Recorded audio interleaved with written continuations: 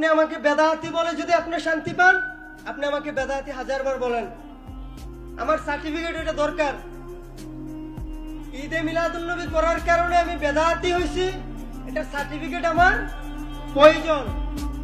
আপনি আমাকে লিখে দেন, শুধু মুখে বলিয়েন না।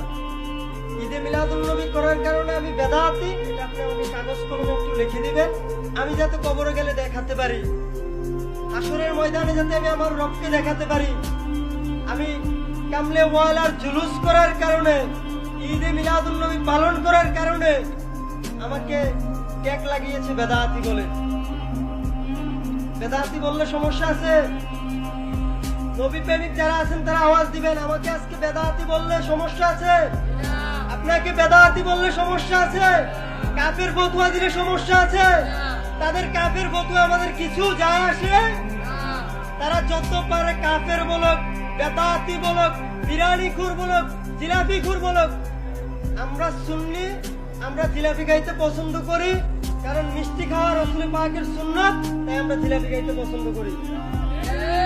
বেদাতি বললেই কি আর না বললেই কি?